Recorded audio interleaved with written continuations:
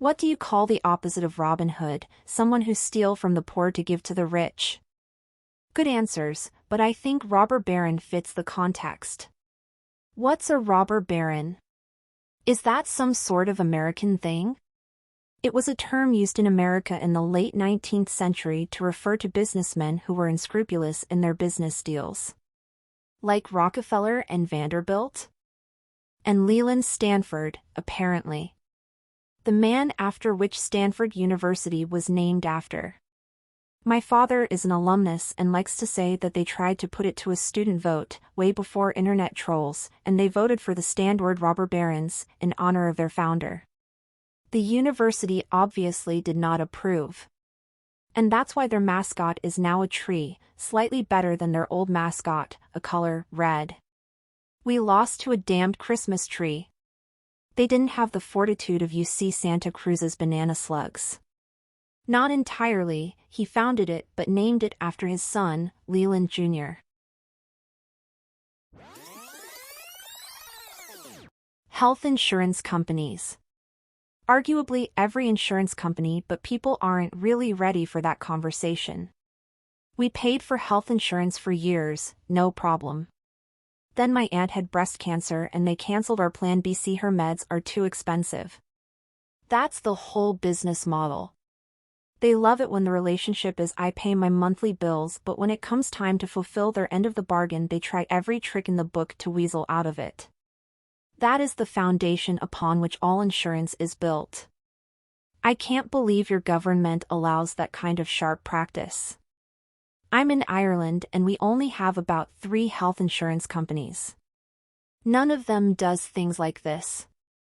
I've been with mine for 39 years and it has seen me through countless operations, months of chemo, 3 joint replacements, countless visits to consultant doctors. They've never put the premiums up unless it was a countrywide increase. They've never denied a claim either. There's likely laws that force them to do those things, and further laws that keep them from being operated as a publicly traded for-profit company. In the US, most insurances are for-profit and publicly traded, so they have a duty to their shareholders to make them as much money as possible. Paying for things costs them money. Not raising premiums costs them money.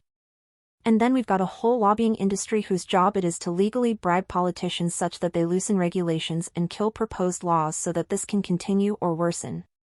It's why there's so much US propaganda towards private health insurance and against a single-payer system, too. There's literally billions of dollars at stake that regular people would save if we cut out these vampiric middlemen. Billionaires. This is the right answer. My dad worked his whole life like a madman, was successful but always sold his service for a price that was fair and paid his employees well. He was well off but never rich. Billionaires manipulate the system to hoard wealth, they overcharge and undercontribute and then they lobby government to pay even less. Their wealth is a sign of society's failure, but is often held up as the aspirational goal of hard work. It's sickening. Right.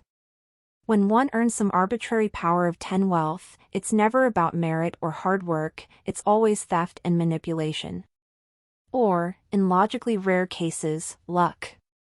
But yeah, otherwise, No luck is involved. Whenever someone is rich, it's always theft and manipulation, and whenever someone is poor it's because the billionaires, used to be millionaires, but inflation, stole their money.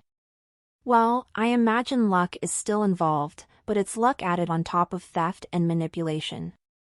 Not every scumbag businessman becomes unimaginably filthy rich. Gotta be in the right place at the right time too. Otherwise every immoral person with generational wealth would be a billionaire. That doesn't follow. Every person who becomes a billionaire is immoral, but some immoral people stop stealing and defrauding poor people at less than $1 billion in wealth.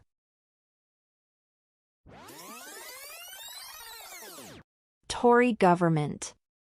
Yet they get in time after time. You Brits are crazy for punishment. Honestly, it baffles me every time. I have no idea how they keep winning. Right? I know I'm not voting for them. What I do know is that Spitting Image will have enough Bats hit material for years to come.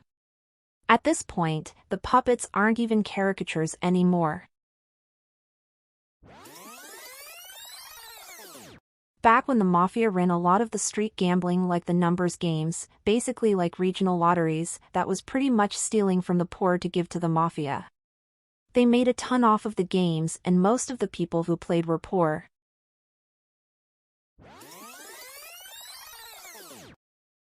Please like and subscribe for more daily content.